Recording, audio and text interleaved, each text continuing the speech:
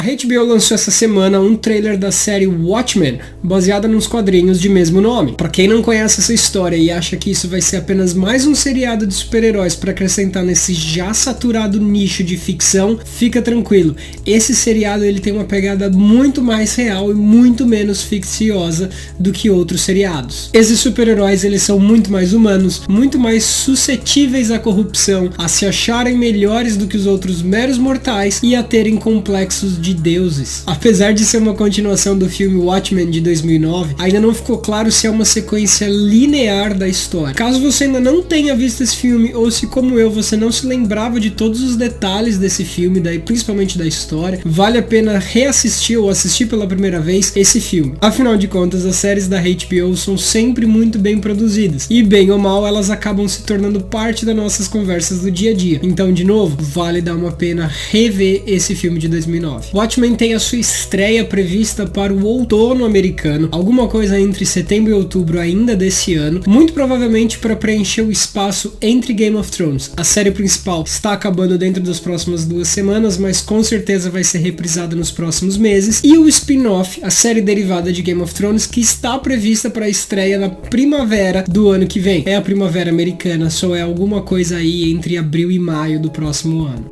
Já que a gente tá falando de Game of Thrones, a gente precisa falar dessa teoria que tem ganhado muito espaço na internet ultimamente. Essa teoria tem deixado vários fãs da Daenerys preocupados, já que pintam ela como uma rainha louca, a grande e a final vilã do seriado. Eu mesmo já falei em alguns vídeos anteriores sobre essa possibilidade, tô deixando eles aqui no card para caso você não tenha visto e queira vê-los, é só clicar e dar uma conferida neles. O objetivo do vídeo de hoje é fazer uma retroanálise, é olhar tudo o que aconteceu desde a primeira temporada até o presente momento pra gente avaliar todos os indícios de loucura e autoritarismo que a Dany cometeu ao longo da série, pra gente ver se realmente essa história dela ser a rainha louca é uma coisa nova ou se realmente já foram apresentados indícios disso desde o começo. Assim a gente pode tirar as nossas próprias conclusões e tentar entender como vai ser o final, como vai ser o encerramento do arco da Daenerys no show. Na primeira temporada a gente acompanha a história da Dany como uma garota inocente que foi vendida pelo seu próprio irmão para se casar com um bárbaro. A primeira parte da primeira temporada é da Dany sendo abusada fisicamente pelo marido e sendo abusada psicologicamente pelo próprio irmão. Até que ela começa de uma certa forma a fazer as pazes com a própria situação, começa a se ver um pouco mais dona do que está acontecendo com a vida dela, até onde ela chega no ponto que ela deixa o irmão ser assassinado pelo marido. E o mais interessante dessa cena é que ela não esboça nenhuma reação, seja de penas, piedade, dó, seja de remorso, seja de raiva, seja de nojo. Ela não esboça reação nenhuma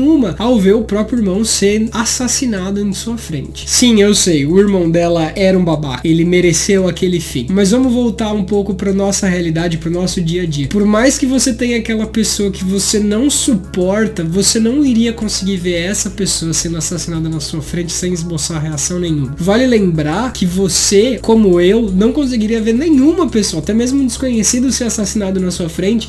É uma coisa que provocaria algumas reações. O fato da Dany não ter tido reação nenhuma ao ver o próprio irmão morrer daquele jeito é um dos indícios de que ela também já não batia muito bem desde o começo. Alguns episódios depois a gente vê a Dany perdendo o filho antes mesmo do nascimento e logo na sequência perdendo o próprio marido. Como vingança, ela resolveu amarrar a bruxa Mirri Maz Duur na fogueira junto com o corpo do marido, onde ela mesma entrou dentro daquela fogueira com 3 ovos do dragão. Foi uma das cenas super importantes, uma das cenas que mais chamou a atenção das pessoas na primeira temporada. Foi assim que se encerrou a primeira temporada, mas a gente ficou tão vislumbrado com a história dos dragões, vendo os dragões nascendo e entendendo o que seria dali pra frente, que acho que apagou um pouco da nossa cabeça o fato de que ela queimou a bruxa viva. Se você reassistir o episódio, você vai prestar muito mais atenção nos gritos da bruxa do que nos próprios ovos do dragão, o que faz a cena ser um pouquinho mais perturbadora do que a sua memória consegue lembrar. Durante a segunda temporada, a Dany ela tá muito mais calma. Apesar de várias ameaças de destruição caso as pessoas decidam não ajudá-la, o que me faz lembrar daquela história do bandido que vem te pedir uma ajuda, mas ele já diz, olha, se você não puder me ajudar, eu vou ter que te assaltar. O que a gente pode dizer que é uma certa coação, né? No final da segunda temporada, a Dany acaba prendendo a única pessoa que realmente estendeu a mão pra ela, junto com uma das suas empregadas, das suas amigas, num cofre,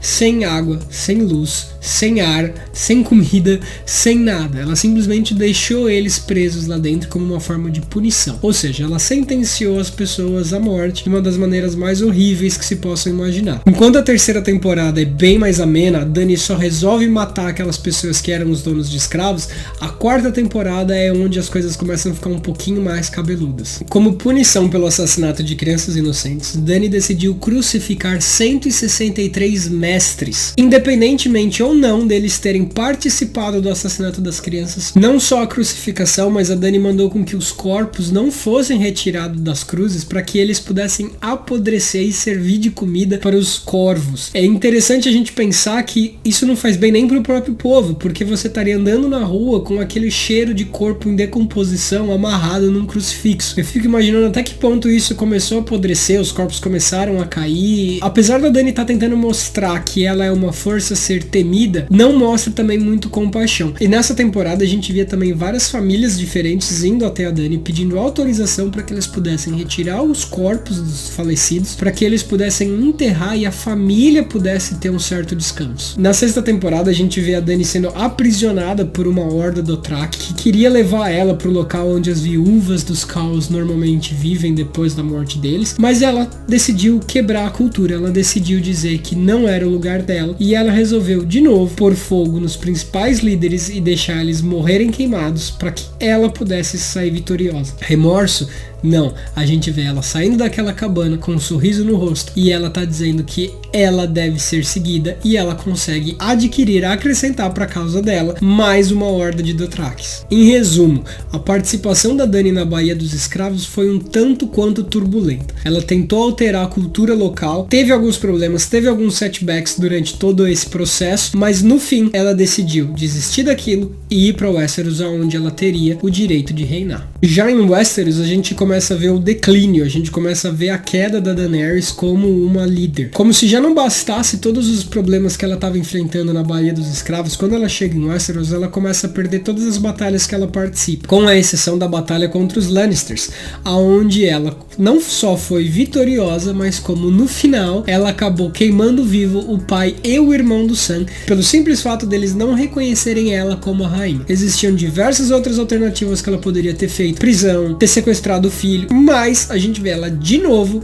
colocando fogo nas pessoas que discordam da opinião dela. Quando a Dany finalmente decide fazer alguma coisa que vai ser útil pro seu povo, pro seu futuro reinado, ela vai ajudar o Jon e a equipe dele para ir depois da muralha tentar capturar um morto-vivo para mostrar pro reino o perigo que eles estão enfrentando contra o Rei da Noite. É lógico que nesse processo ela vai acabar perdendo um dos seus dragões e daí pra frente a gente começa a ver a queda da Daenerys começa a ser muito mais íngreme. Na sequência ela vai pra Winterfell, onde ela não é bem recebida. Na batalha contra o Rei da Noite, ela perde o Jorah, que era o seu melhor amigo e maior companheiro. Ela perde uma boa parte dos Imaculados. Ela perde todo o exército do Dothraki. Ela se vê impotente contra o Rei da Noite. E mesmo depois, quando a batalha acaba, ela vê que na comemoração ela não recebe o agradecimento do povo. O povo do Norte está celebrando muito mais os feitos do Jon e da Arya e agradecendo muito mais a eles do que ela. Ela decide voltar para a Pedra do Dragão, onde vai estar se preparando para a batalha final contra Cersei, mas no meio do caminho ela acaba perdendo um outro dragão,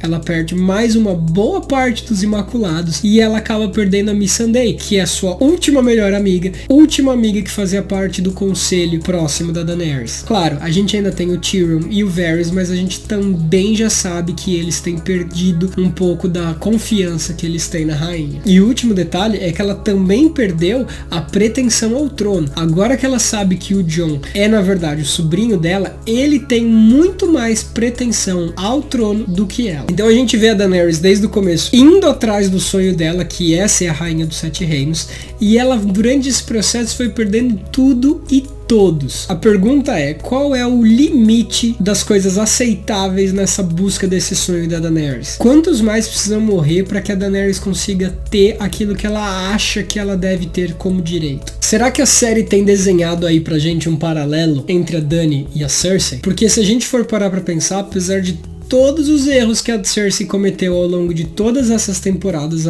apesar da gente saber que a Cersei não é uma pessoa boa, a gente tem que parar e analisar o seguinte: quantas coisas a Cersei fez contra o próprio povo diretamente? Sim, a guerra não faz bem pro povo e tudo mais. Mas com a exceção da explosão do septo de Baelor, a Cersei não fez nada diretamente contra o povo. Será que a série tem tentado aos poucos mostrar pra gente que a Daenerys sempre teve condenada a estar cometendo os erros do pai e acabar perdendo um pouco da sanidade durante esse processo? Será que o fato da série ter mostrado ela sendo abusada pelo marido e pelo irmão no começo alterou um pouco a nossa percepção, fazendo com que a gente veja a Daenerys como uma pessoa boa, sendo que ao mesmo tempo a série mostrou que ela não é? Será que a série vai seguir uma nova linha de raciocínio dizendo que tudo isso foi justificado por ela conquistar o que é de direito dela? Será que a produção do Game of Thrones vai conseguir fechar o arco da Daenerys de um jeito que faça sentido sob todos esses pontos de vista que nós estamos olhando hoje? Deixa aqui no comentário